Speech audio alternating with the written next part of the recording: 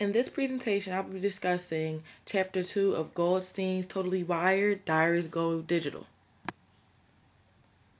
In the beginning of the chapter, Goldstein talks about original diaries, which were usually journals that had lock and key with them.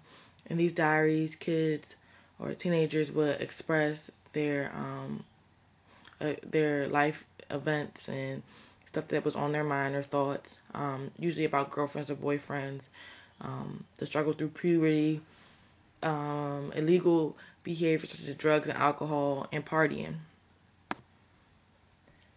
In 2005, 62% of people who have heard of blogs did not know what a blog actually was. Blogs are a web application that contains periodic timestamps posts on a common web page. These have become the new diaries for teens.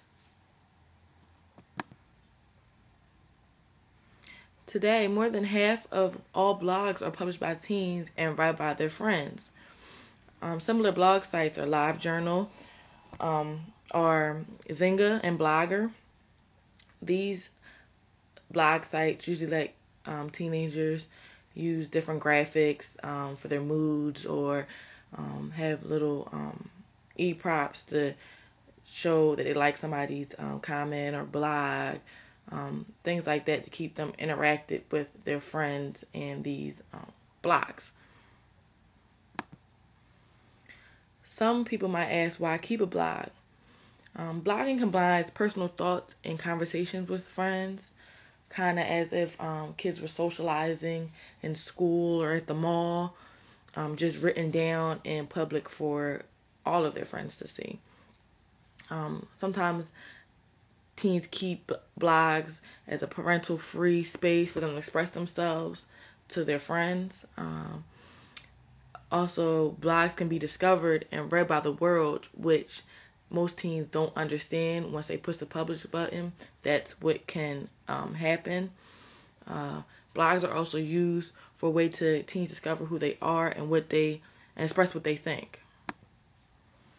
Being public online is hard for some teenagers to understand, because when they think of blogging to their friends, only their friends can see.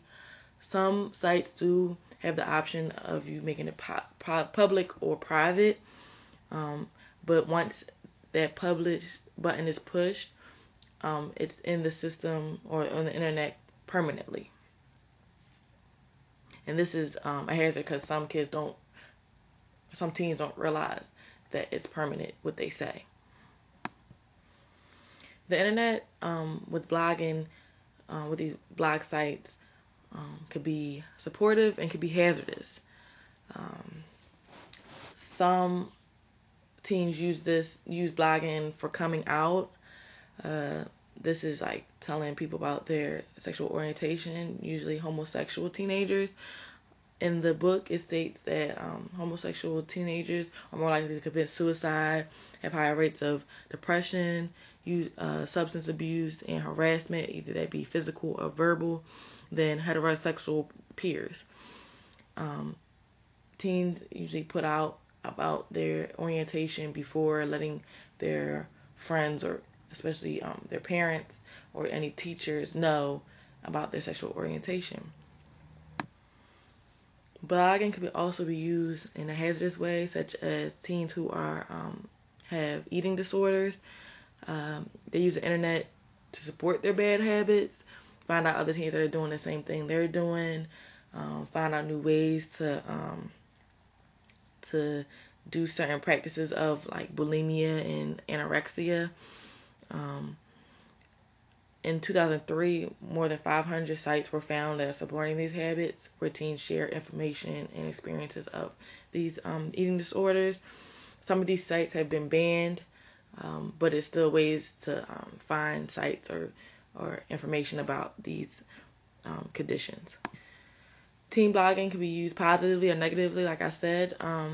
But positively, they use general conversation between friends, especially express daily events, post poems, song lyrics, and